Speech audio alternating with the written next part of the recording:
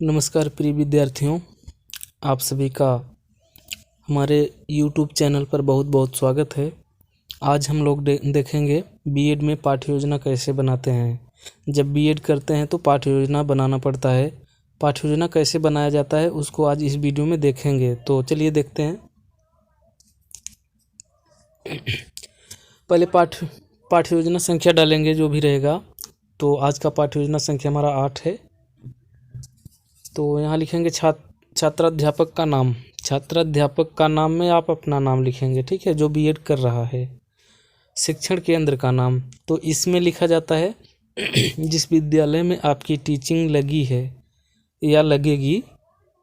जिस विद्यालय में आपकी टीचिंग लगी है या लगेगी, जहाँ मतलब आप जहाँ पढ़ाने के लिए जाएंगे, ठीक है, आपकी टीचिंग जिस विद्यालय में लगेगी उस विद्यालय का नाम यहाँ पर रहेगा।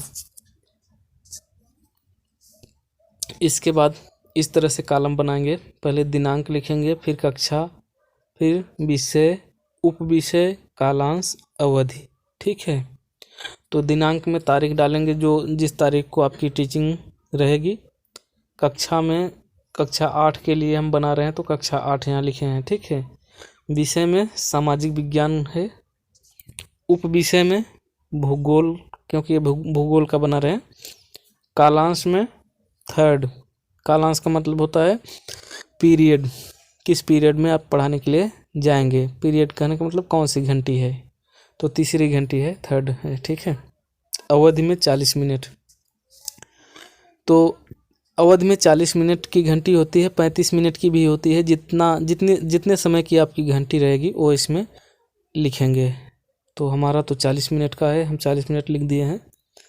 आप अपने हिसाब से लिखिए, अगर 35 मिनट का हो आपका तो 35 मिनट लिखें, या नहीं तो 40 मिनट। आगे चलें।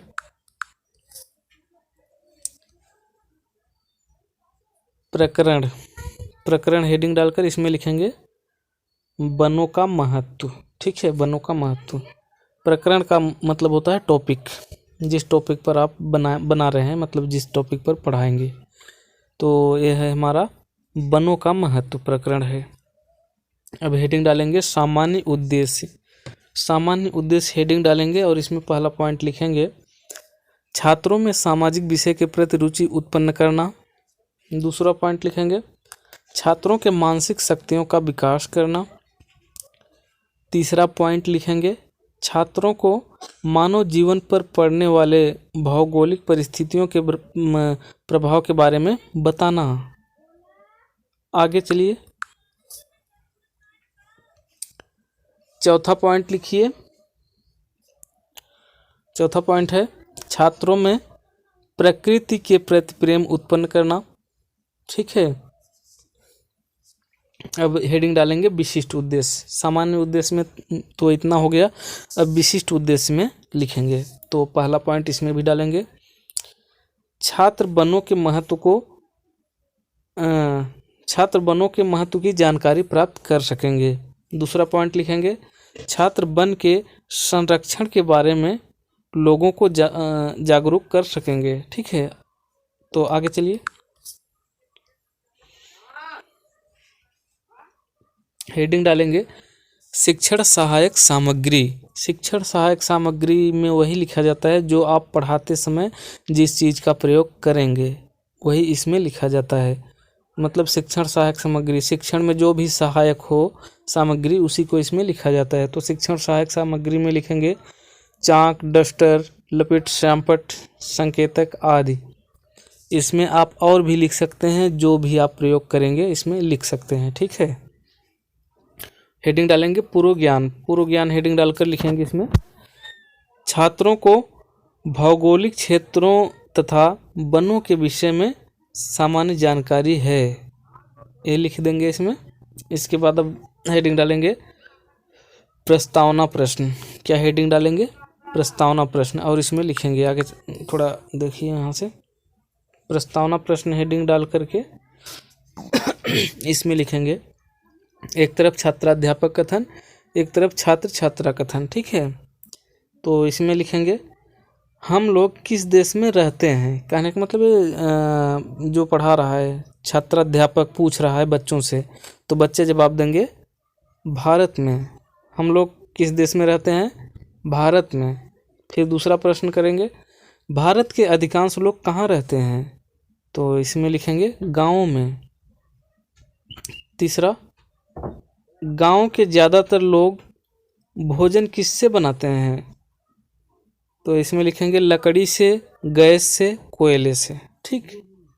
चौथा इसमें देखेंगे, लकड़ी अधिकतर कहाँ से प्राप्त होती है?